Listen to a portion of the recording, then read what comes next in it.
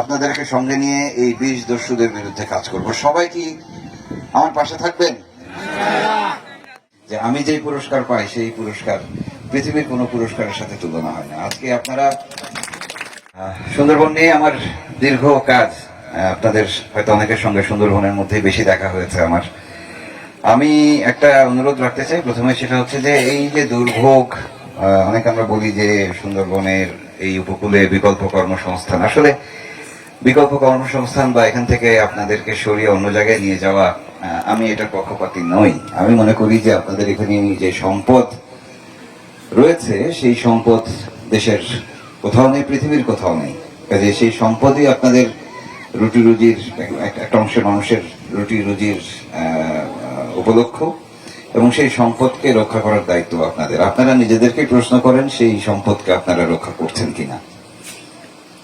সুন্দরবনে শিকার আগের চেয়ে অনেক কমেছে নিঃসন্দেহে, এখনো আছে, তবে তার চেয়েও অনেক ভয়ঙ্কর আর একটা সন্ত্রাস চলছে সুন্দরবনে, গণদস্যুতার চেয়ে অনেক বড়। সেটি হচ্ছে বিষ দস্যুতা। তো সুন্দরবনের বিষ, আমি যেই অঞ্চলে যাই সেই অঞ্চলে বলে, আমি যখন কয়রা যাই তারা বলে যে কালাবুগির লোকজন মারে, যখন কালাবুগি আসি তখন বলে যে কয়রার লোকজন বিষ মারে। আসলে আবার আপনারা যারা বলেন যে আমরা কি করে তাদের বিরুদ্ধে প্রতিবাদ করব, আপনারাই বলছেন যে এই পুরো ইউনিয়নে হয়তো 50-100, মানে খুবই নগণ্য অল্প সংখ্যক মানুষ এই বিষ দস্যুতার সাথে জড়িত, আর বাকি সবাই আপনারা এই অপকর্মের সঙ্গে জড়িত নয়। তাহলে আপনাদের ভয় কিসের? আমি মাননীয় উপজেলা চেয়ারম্যানকে অনুরোধ করব, আপনি অনুগ্রহ করে বিষয়টি দেখবেন। আমার কাছে মনে হয় যে যদি সুন্দরবনে বিষ না মারা হয়, গত বছর বা তার আগের বছর এই শিবসা এবং সুতারখালী নদীতে প্রচুর মাছ হয়েছে না? আমি নিজে দেখে গেছি, অনেক মাছ হয়েছে। যখন জুন জুলাই আগস্ট মাসে যখন বন্ধ ছিল সুন্দরবন, তখন কিন্তু এই নদীতে ঝাঁকি জাল দিয়ে চিংড়ি মাছ ধরেছেন আপনারা। এটার কারণটা কি জানেন? কারণটা হচ্ছে কালাবগি বন্ধ ছিল কিনা? জয়ী সাহেব যখন এসো ছিলেন, ছিল তো তার ফলাফল কিন্তু আমরা এই 3-6 মাসের মধ্যে পেয়েছি। তো কাজে আপনাদের সম্পদ আপনাদের রক্ষা করতে হবে। আপনাদের একটু, আমি বলি না যে এই যারা বিষ দিয়ে মাছ শিকার করে আপনারা তাদেরকে গিয়ে বনে গিয়ে ধরবেন, না, আপনাদের সেটা দায়িত্ব না। আপনারা তাদেরকে ঘৃণা করেন, আপনারা এই অপকর্মটি নিয়ে কথা বলেন, এর বিরুদ্ধে কথা বলেন, সবার কাছে বলতে থাকেন জিনিসটা, দেখবেন একদিন আমরাও এসে আপনাদের পাশে দাঁড়াবো এবং এটি বন্ধ হবে। যাই হোক, অনেক লম্বা কথা বলে ফেললাম। আপনারা আমার জন্য দোয়া করবেন। অনেকে বলেন যে সুন্দরবনের দস্যুতা নিয়ে আমার যে কাজ, সেই কাজের পুরস্কার নাকি আমি পাই না। আমি বলি যে আমি যেই পুরস্কার পাই সেই পুরস্কার পৃথিবীর কোনো পুরস্কারের সাথে তুলনা হয় না। আজকে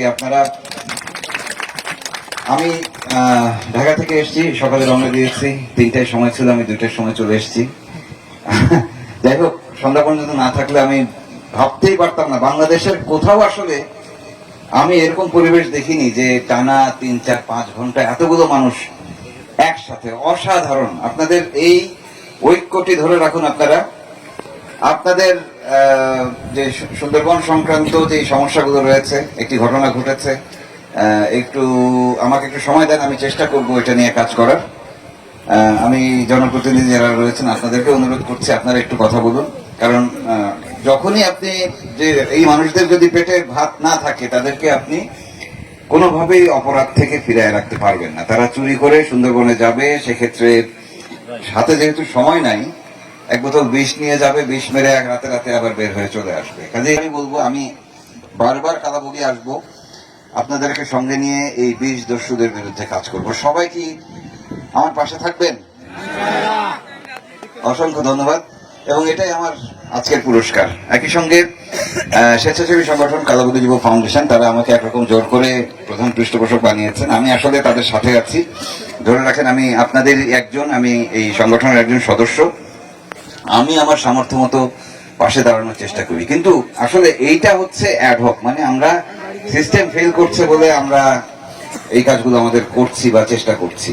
আমার মনে হয় যে সরকার যে পরিমাণ খরচ করে, যে পরিমাণ ইনসেন্টিভ দেয়, নানা রকমের ভাতা দেয়, কালাবগিতে যে পরিমাণ দরকার বা দাকুব অঞ্চলে যে পরিমাণ আসলে সহযোগিতা দরকার সরকারের, দেশের অন্য জেলার এরকম আরেকটা উপজেলায় কিন্তু এত দরকার নাই, কিন্তু সব জায়গায় সমানভাবে আসে। তো কাজে জনপ্রতিনিধিদেরই আসলে এই দায়িত্বটুকু নিতে হবে যে না, কালাবগিতে বা নলিয়ানে অথবা এই সুন্দরবন উপকূলে বা উপকূলীয় অঞ্চলে আসলে এত সামান্য সহযোগিতা দিয়ে আসলে মানুষকে সন্তুষ্ট রাখা সম্ভব না, কাজেই লাগে না জিনিসটা। তো কাজে আমি বলবো যে যারা জেলে কার্ড করেননি, আপনারা অনেক সময় এই যে জুন জুলাই আগস্ট মাসে যখন সুন্দরবন বন্ধ থাকে আপনারা জেলে ভাতাটা পান না। তো আমি মনে করি যে জনপ্রতিনিধিরা যদি সহযোগিতা করেন, আপনারা জেলে কার্ডটা করে নেবেন।